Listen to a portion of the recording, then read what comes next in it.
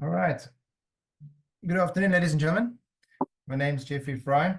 I'll be your host today. And today we have the awesome opportunity of having two presenters, as opposed to the previous, we normally had one. But today we have two presenters, and our topic today is titled Getting the Best Out of Endoscope Washer Disinfectors. Just a quick few housekeeping rules. So everybody's on mute at the moment. At the end of the presentation, we'll open up the mics so that there can be Q&As. And then if you have any questions, maybe during the presentation, please pop them into the chat box. You will find that on the bottom of your screen. I know most of us are familiar with Teams nowadays, and we are still using Zoom. So on the bottom, you will find the chat box, and you can always pop in a chat in the chat box. And Dita's just popped something in there now. Thank you very much, Dita. So without further ado, I would like to present our two presenters, Xana and Pierre, and they'll be presenting straight from their desktops, so it'll be live. There's no recording on this one, but we are recording for those who maybe have to drop out or have a break in communication in terms of network. Thankfully, we're not load shedding, but we are recording, and so there will be a recording available on our YouTube channel. So please stay tuned for that. And if you do see it, please like it, and then share it where you can. Yeah, so our two presenters is Xana and Pierre, like I said. A bit of background on Xana. Xana has been a theatre manager for about 10 years, and she's passionate about operating room science as well as the decontamination of medical equipment devices. She is currently the chairperson of the CSSD Forum for South Africa, as well as a clinical specialist. So she is a clinical specialist in decontamination for the company SafMed. Then we have Pierre, our second presenter, and Pierre has nearly 20 years of experience in the field of clinical engineering. He has a passion for computers as well as electronics. He started with SafMed in 2005. I speak under correction there, Pierre. As well as he is now the head of technical for SafMed. Without further ado, I'd like to present the floor. It is yours, Xana. Thank you so much. All right, so we're chatting to you today about getting the best out of your endoscope washer disinfector, and we're going to look at it from two aspects, a bit more clinical, because obviously that's my area of expertise, and Perry will go through the more of the technical aspects of what we're trying to get across, really.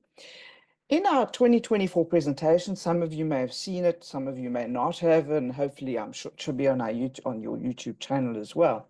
We spoke a lot about endoscopes and cleaning of endoscopes. That was the main point of our presentation. And today it's obviously cleaning, but more focused on using the endoscope washer disinfector. In that presentation, we reminded you of the complexity of the design.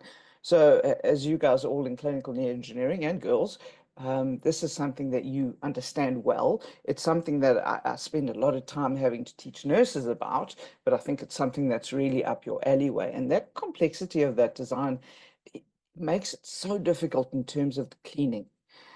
There is always a human factor involved in the decontamination of a flexible scope. And even if we're using an endoscope washer disinfector, of course, we actually should be performing a manual process to start with.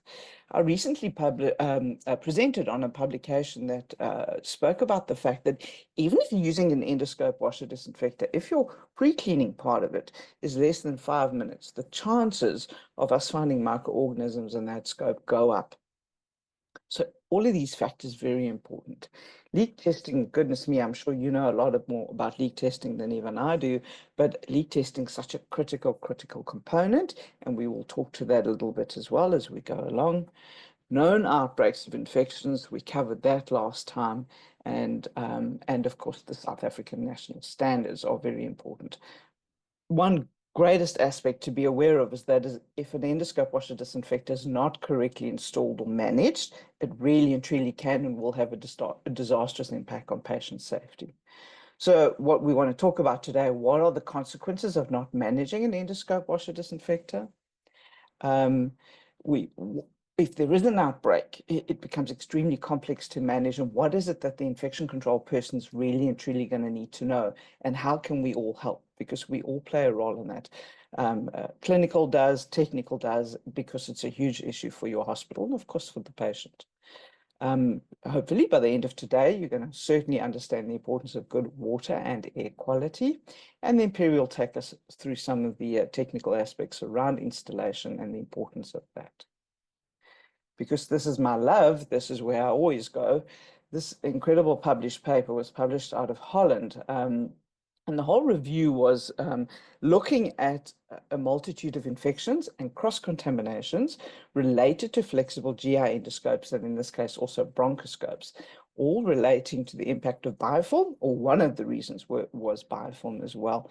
And I'm going to take you through this section, and by the end of this, if you're comfortable to go for a G-scope, I'll be very surprised. These are just some of the published papers that came out of this one review. So that one review collated a whole lot of published data. This was in 2013, by the way, because since then, there's been a multitude of papers covering this. So, and I'm only picking out a few of these aspects. When they look at this data, they often look at two things. They look at when the scope itself was contaminated, and then they look at patients that were infected. And sometimes we have more incidences of scope being contaminated and so many known infections, but it can be more than that. It's not always easy to get all of this data. And for people to report this all the time. So it can be a little bit underreported. That's also very much a known thing in publications around endoscope outbreaks. So this relates to gastroscopes. These are some known infections, so not just the scope testing positive, but actual known infections to patients. Here's the microorganisms in the left-hand column. Then we've got the actual number of patients, the type of infection, and where they could find the cause, what they found to be the cause. So here we go, Pseudomonas aeruginosa. So Pseudomonas is a water-loving dude. And as you can see, first patient, 2 of them got septic, bad cleaning. 3 patients developed lung abscess, good. Bad cleaning, bad disinfection. 4 patients with sepsis from contaminated water bottle and water supply. 12 patients with gastro from specifically from salmonella, again, inappropriate cleaning and disinfection. Patient with hepatitis B, which of course is a viral infection, lack of disinfection process. I don't even know what that fancy microorganism is there on the left, because it's not one I hear of often, where they got esophagitis, your esophagus, cause not found. Patients with gastritis from an H. pylori, again, inappropriate disinfection.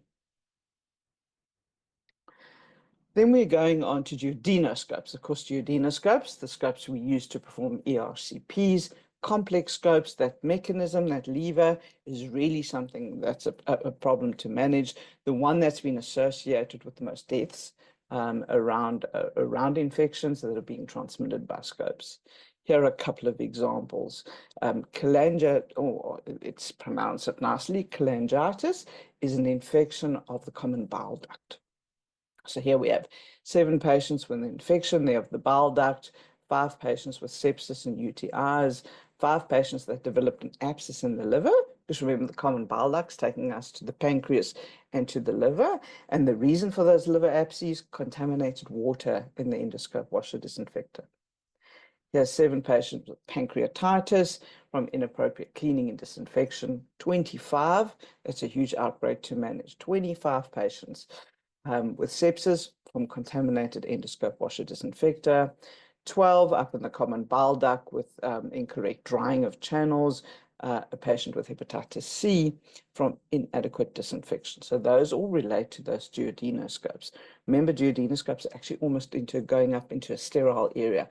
So a very high-risk procedure is a duodenoscope.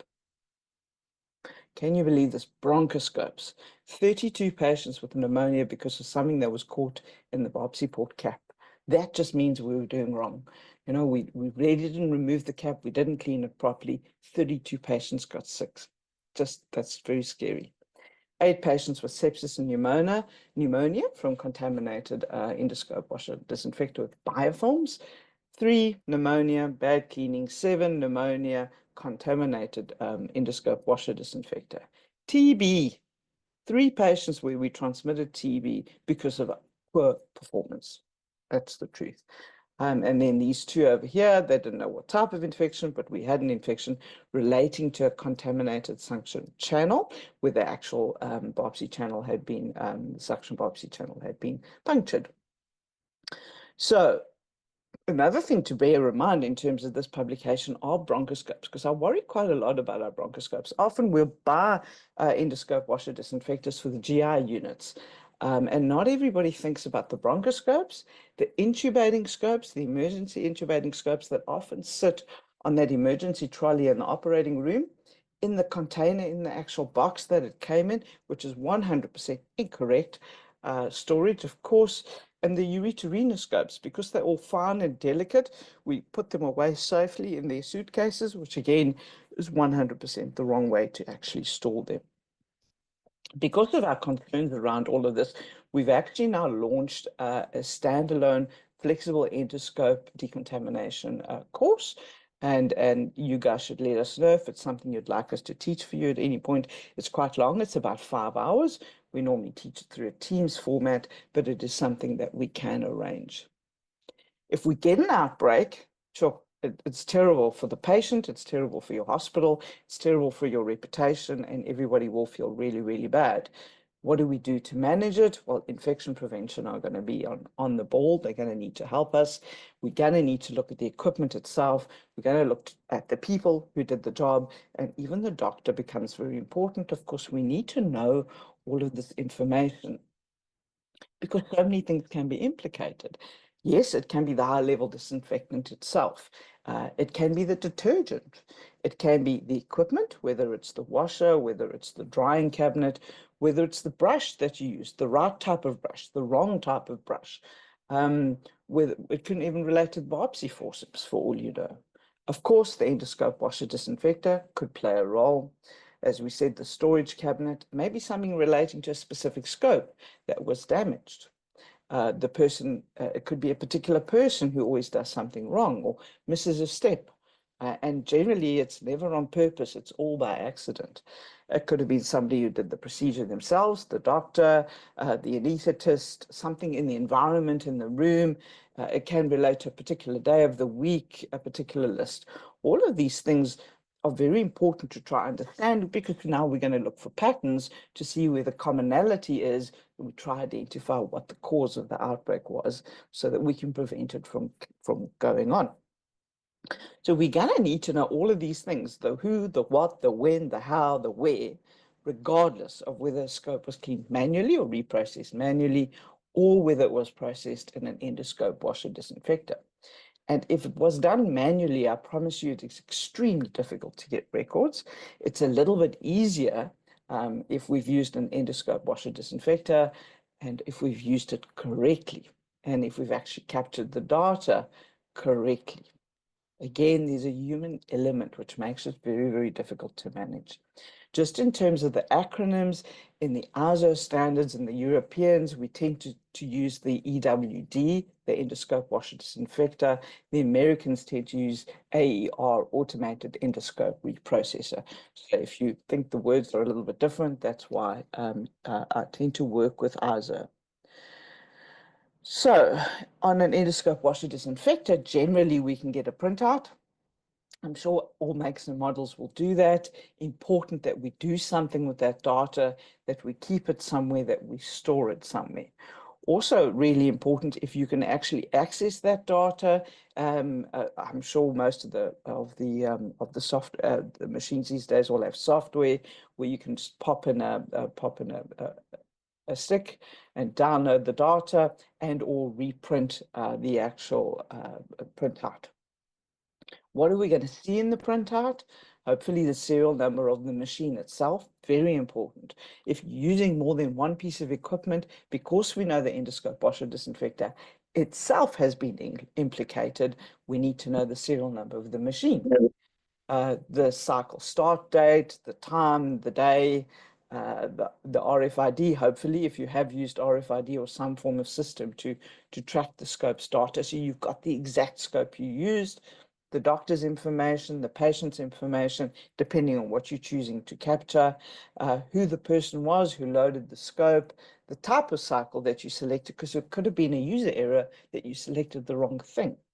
And then the various steps that we know that. In some instances, of course, you can capture data like the physician and the patient's name. Hopefully, your washer has that facility. And if you do, please do it. Please, please, please make sure we teach the staff to do this. What we find is that we come in, we'll do initial installation, initial training. Everybody learns these bits, but they don't continue and do it. So if you guys are in there and you're in the environment and you see that we aren't doing that, please try it. Talk to the IPC sister, anybody that you can think of, because this information becomes extremely important. Even you might have the capacity to record the detergent and the sterilant lot numbers, or on the system when the filters were changed. Again, this is vital information that at the end of the day could help protect the hospital. So things that we certainly want to go and find out about. As I was saying, the other thing we're hoping that we can do is to use the technology. So a quick little video, it's about a minute, if that, just looking at us loading a scope and making use of the technology to capture data.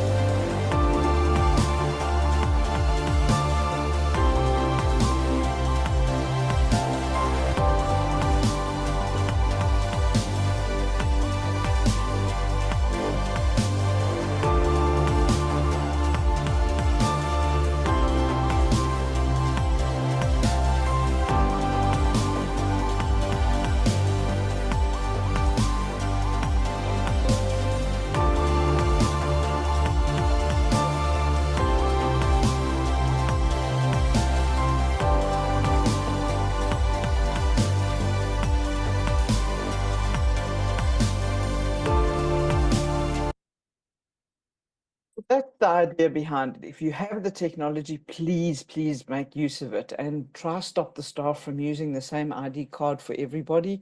It's really silly. It's very important to have this detailed information, that each one has their own ID card, that each one logs in. That information in a court case becomes extremely important. And I don't know if any of you have ever been involved in one. I had to give evidence in court for some cases that I scrubbed for. And it is incredibly scary and difficult when you've got to go back and look for all of this data. And you need that. You need that to prove that you actually did the job correctly. And of course, that you chose the right scope. If it's something where you're clicking on the screen and now selecting the scope, there's the potential for human error. And that can be a bit of a disaster. We've also helped manage at least 2 incidents that I'm aware of where the scopes had been exposed to Creutzfeldt-Jacobs disease, and because of that, we had to actually destroy scopes. And if we couldn't identify the exact scope, it would become a problem, because now you have to destroy your entire fleet of G-scopes because you didn't know which particular scope it was that was used on that patient with Creutzfeldt-Jacobs disease. Of course, Creutzfeldt-Jacobs disease means you die. That's it. Simple as that. And there are known transmissions of it through medical devices. There's no way to treat it, none whatsoever. And the incubation period is 10, 15, 20 years sometimes. It's very difficult to manage. It's not a microorganism, it's a misfolded protein. And it's something that we can't just throw in the sterilizer or just throw it in the automated washer disinfector or think that it's going to, we're going to get rid of it. You actually end up having to encase the scope in concrete to get rid of it. So really quite problematic. These are the buggers that we're looking out for. We're trying to find these microorganisms. Try a look on the screen and focus on exactly how small these guys are, right down to the last one. So this is literally a 30-second video. Look at the size of the human hair compared to the size of a microorganism. These are the guys we're trying to fight.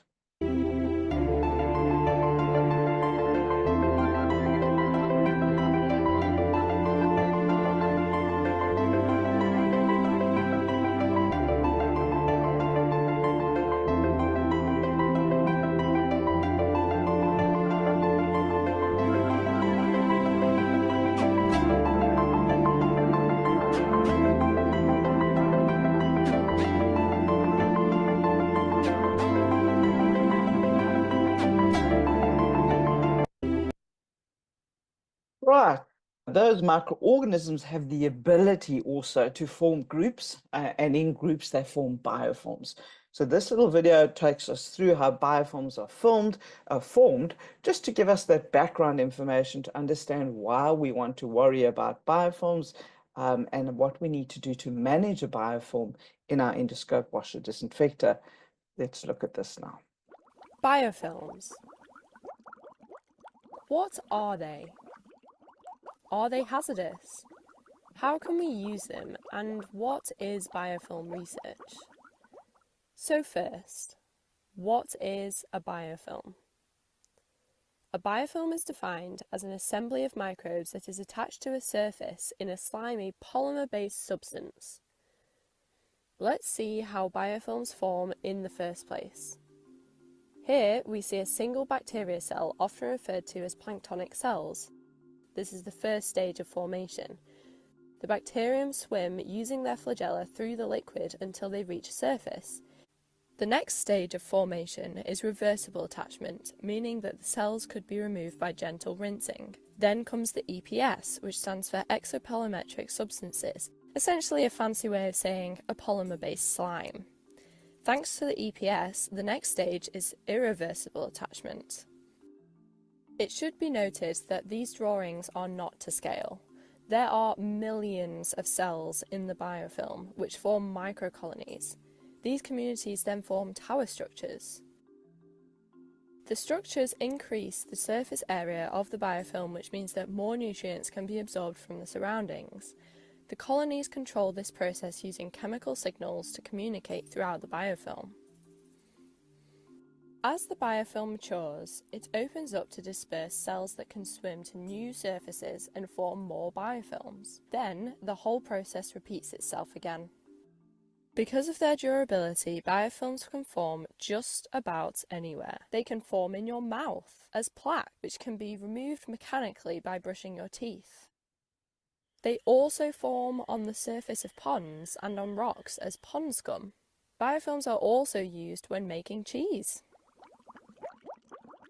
But why do microbes form biofilms anyway? Simply put, there's safety in numbers. The EPS protects bacteria against harsh UV rays from the sun.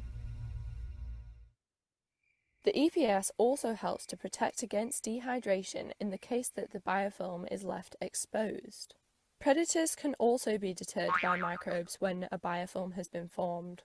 Overall, when in biofilms, bacteria are more resistant. For example, most biofilms are antibiotic resistant. The durability of biofilms makes them rather problematic. For example, if they form on medical devices or implants, they can cause serious infections. They also corrode and block pipes and can even make your clothes smelly. It is estimated that up to 80% of chronic infections are caused by biofilms.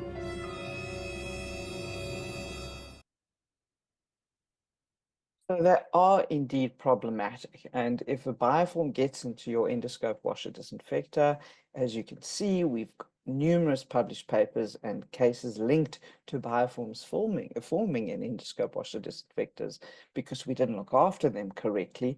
It's a problem, and they become resistant to the high-level disinfectants. That's why doing the stuff that we need to do correctly is obviously important.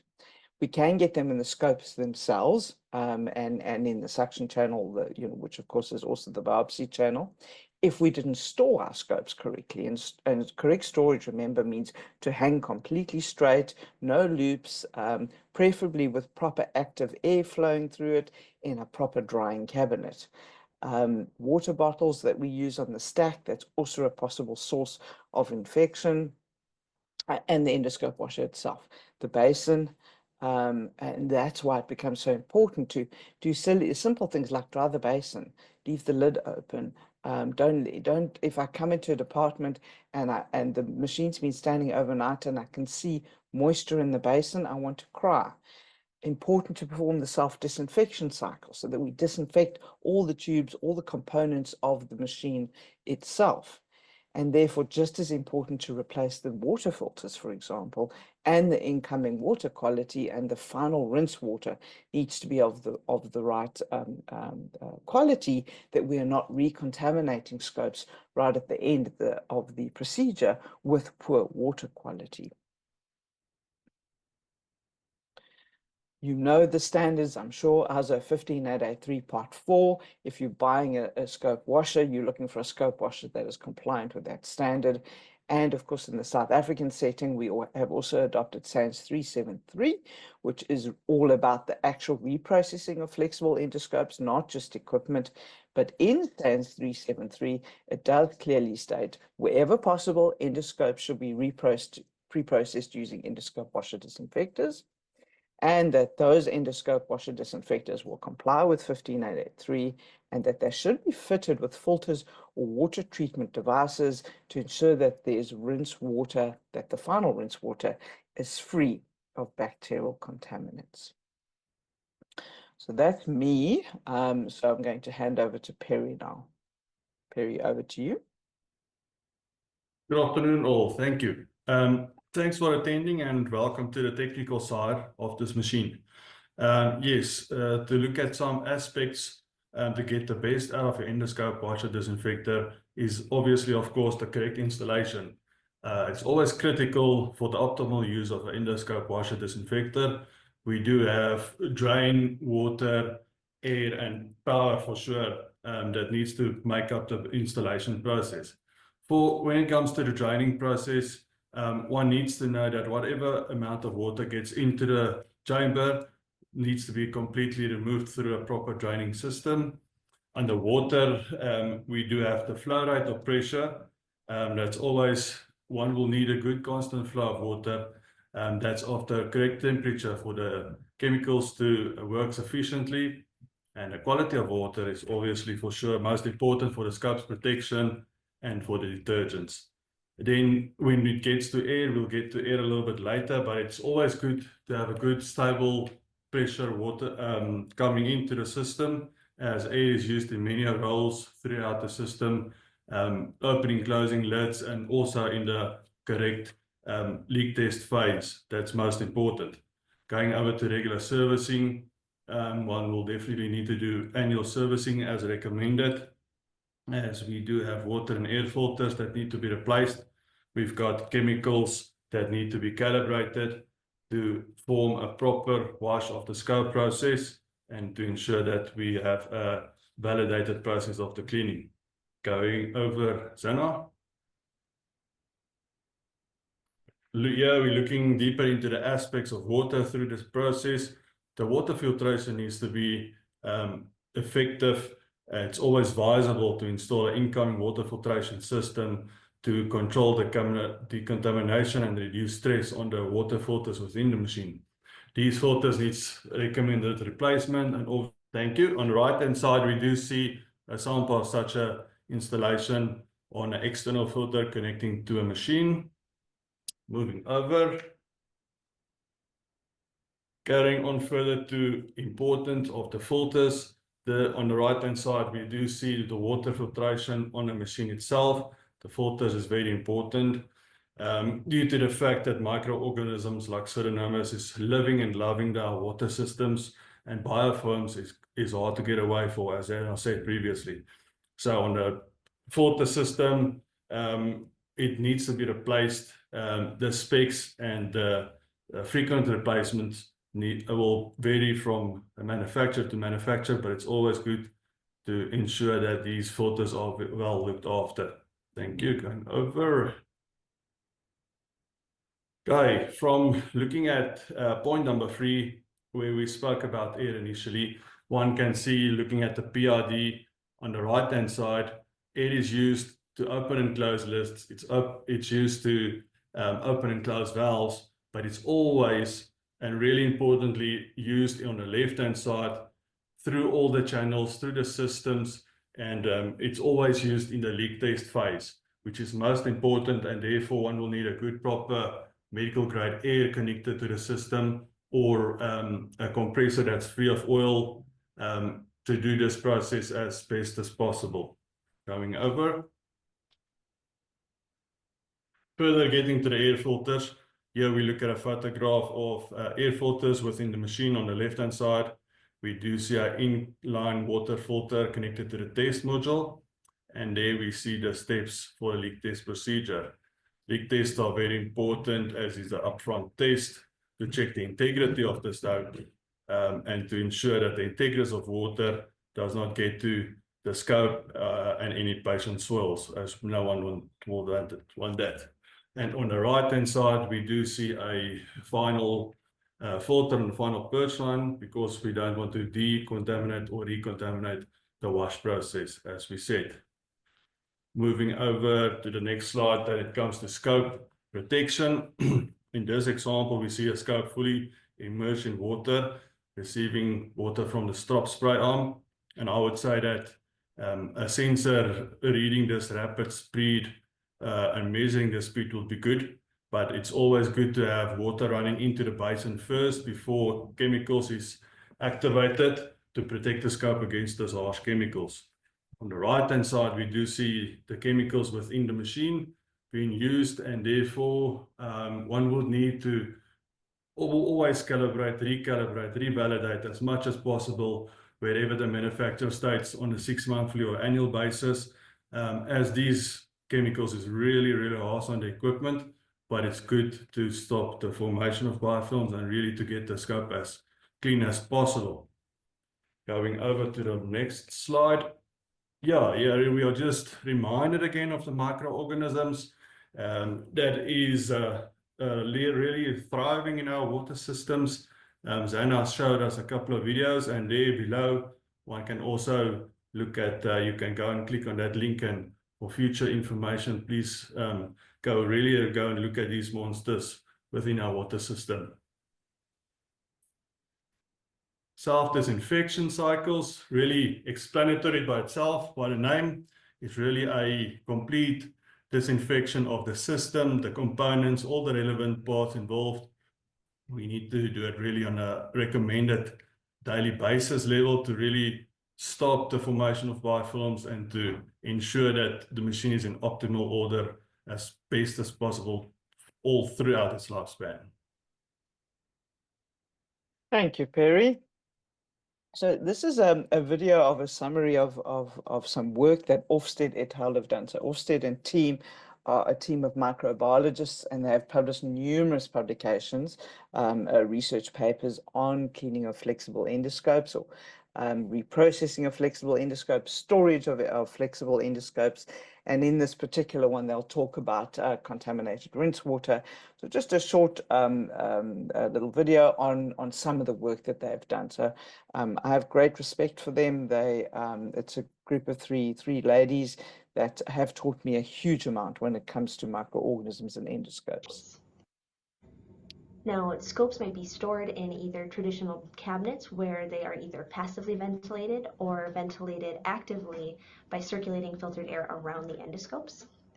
They might also be stored in endoscope drying cabinets, which not only circulate filtered air around the endoscopes, but also through the endoscope channels. However, when we've looked at scopes and when others have looked at scopes in the field, we find that over 50% have residual moisture. And we're not talking just a drop or two here or there. We're talking about really, really wet scopes. And this is important because endoscope manufacturers have asserted that residual moisture in endoscope channels can foster the growth of bacteria, including things like waterborne pathogens. And a recent study out of UCLA actually just showed this. So they found that a waterborne pathogen called Pseudomonas replicated rapidly inside wet scopes. And the number of bacterial colonies actually increased by more than 1 million per hour when wet scopes were stored in standard storage cabinets. On the other hand, drying out the germs had the opposite effect. And when the scopes were stored in a special drying cabinet, the number of germs actually decreased. Now, the risk to patients here isn't theoretical. Pathogens have been transmitted from scopes to patients due to microbes being left over after HLD, from drying practices, and even from contaminated AER rinse water. Now, isn't that crazy? Infections related to rinse water are especially unfortunate because the techs could do everything right every step along the way, and unbeknownst to them, the scopes were recontaminated in the final rinse. Right, I think she explained that clearly. It is true in terms of storage that if we leave a scope wet and we haven't actually dried it 100%, that there can be retained fluid, and retained fluid can foster the development of biofilm during storage. That's why there's the move away these days. Instead of just using, I mean, we've got some really nice cabinets where we hang stuff, and there's air on the outside, and there's UV stuff, but there's always a trick around actually making sure that we're aerating through the channels. So that active airflow through the channels themselves, it has become very important, and we've moved towards using that. Unfortunately, not everybody's got a fancy drying cabinet. That's what we'd all want in the ideal world.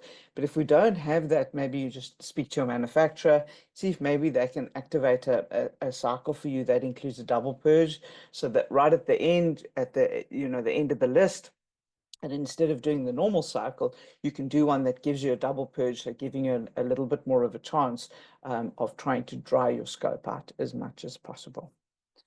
Right, I think that brings us to the end of what we wanted to try and get across today. Any comments or questions from the team? Thank you, Xana. Thank you, Pierre.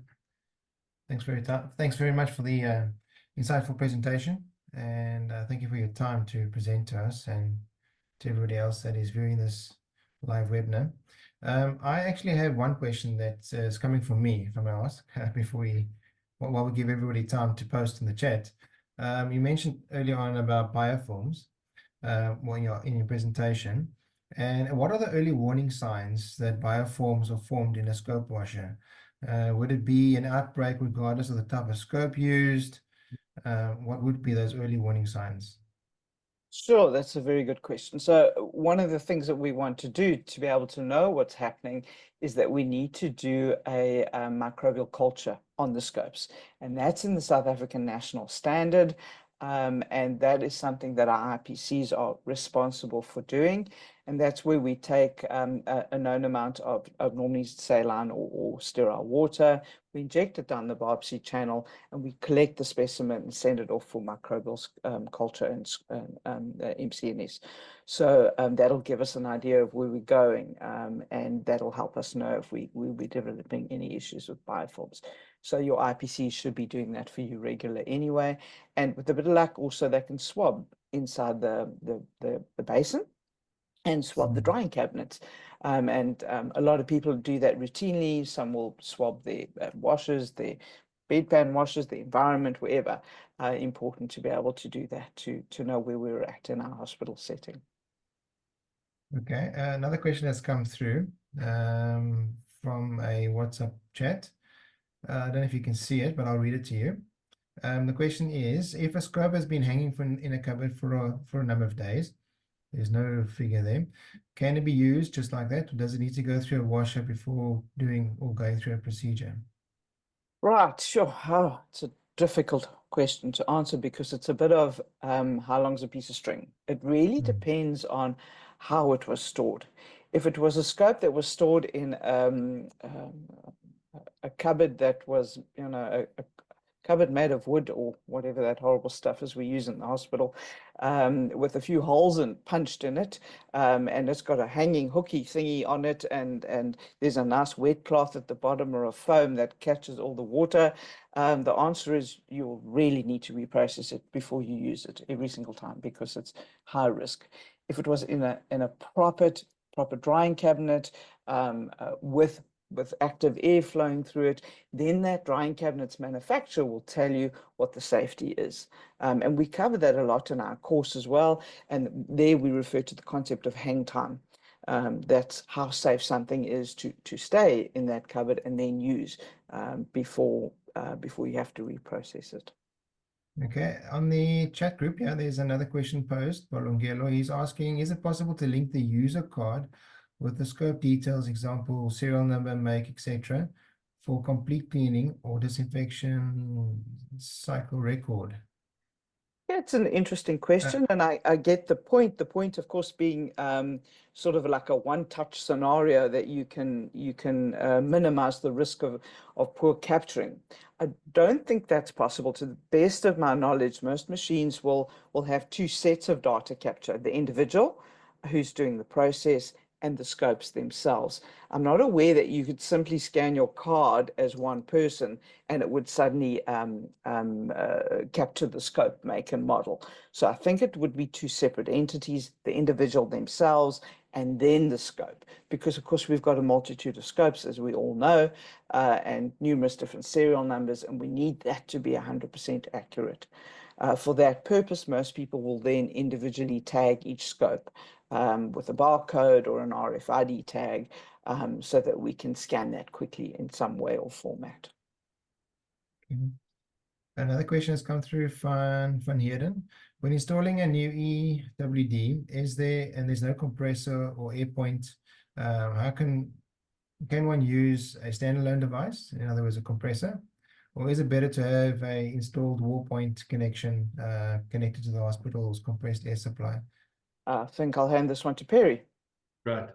Thanks for the question. Yeah, so for sure, a wall point from the hospital's medical grade air will be first class for us. But in an environment where the power and the air point's very far, you can get a connection to a compressor as long as you can validate that air, make sure it's not, must be an oil-free compressor. It must be validated, and there must be a good constant flow that can be regulated. I think the important is regulated air that's oil-free and as best as possible air connected to the machine. On that question, Pierre, I've got some history on an installation where a washer was connected. When you say oil-free, look, medical air is coming from a plant that is producing medical air based on regulations. Are those regulations, will they suffice for washers in this case? 100%. That's the best air that you need to the machine. So there's two options: either the compressed medical air that the hospital is producing, or the medical cylinders. Correct. Okay. Connected to a flow regulator on top where you can regulate the pressure coming to the machine, then you're perfect. Sure. Okay. Another question coming through, also from Van Heerden. Xana briefly mentioned the mechanical pre-wash before using EWD. In this pre-wash required for early leak detection, or is the leak? Hang on, let me read again. Yeah. Just is the pre-wash required for early leak detection, or is a leak detection sufficient? Okay, so I'm assuming the question is, we all know when we're using endoscope washer disinfectors that one of the first things the machine's going to do is perform a leak test, which is great, and we need that obviously because we don't want ingress of anything into the scope. But we actually are theoretically required to do a manual process beforehand. And if we're going to do that manual process, like we should, we in fact need to leak test before we do that manual process as well. So that at the end of the day, and I know that's terribly time consuming and everybody's going to scream and shout if you're a nurse looking after a scope, to say that, well, I haven't got time to do that twice. But honestly, before you submerge a scope, you need to leak test. And if you're doing a manual cleaning process, you're going to need to submerge. So that's the answer. You need to leak test. On that point, Xana, so you do a leak test, you put it into the wash, or you do a leak test, you do what, a manual clean? Manual process. Manual clean, automated process, another leak test, dryer, and then before you use it again on a patient, another leak test? So before you clean it again, a leak test. That's the point. The leak test is always the trigger, is before submerging. And what That's about where use? Before use, yes, because again you're going to potentially put more harmful bits and pieces of patient debris into the scope. So that's hopefully you didn't break it in between. Sure. And then linking onto those questions from Van Heerden, he's asking is, can this be linked to the hospital information system, E-system, for record keeping, future purpose? So obviously, depending on the make and the model, but one would make the assumptions that that all endoscope washer disinfectors of these days would allow for that facility. So I'm going to make that a general claimant statement, but I would honestly hope that most of them can now connect to hospital systems. Okay. I'm being general. I'm being optimistic, but I would hope that that they're all capable of doing that nowadays. Okay. If not, there are devices these days that you can also buy that are specifically designed to be able to link data, that are standalone devices that I'm aware of internationally. Okay. Any more questions from the field?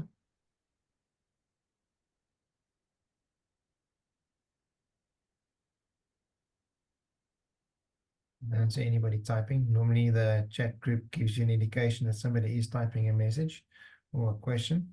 I don't see any at the moment. I would like to say thank you very much, Xana and Pierre, as well as Dieter in the background. Not many know that Dieter is our administrator in the background, so he quietly works in the background to make sure everything is flowing and that we all talk to each other and that you get to see what we see and this webinar becomes a success. So thank you very much, Dieter. And thanks again for SafMed. Thank you very much for your time. Thank you. I trust everybody has a good afternoon. Thank you so much. Thanks all. Thank you.